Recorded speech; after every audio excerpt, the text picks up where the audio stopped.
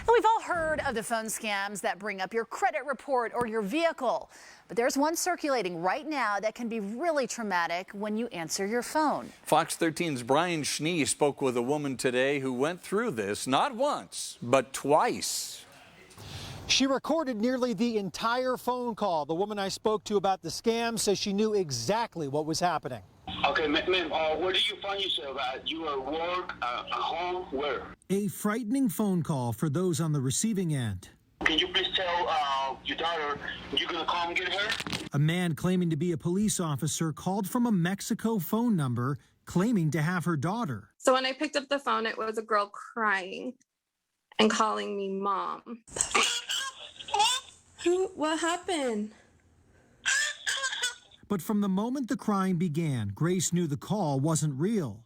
Can you identify your daughter for me so we can see we're talking with the right person? Grace's one-year-old daughter was asleep in the next room.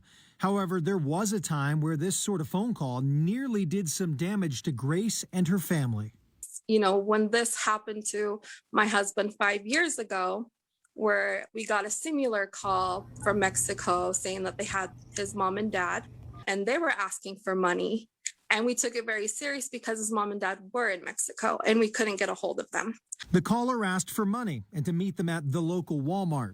So Grace and her husband tracked down family and friends to pitch in. When we were in the Walmart parking lot ready to send them money, we did get a hold of them. Stress and anxiety with almost $2,000 down the drain. Stopped at the last minute. Especially if you really think it's a family member being hurt or if it's your daughter who's hurt.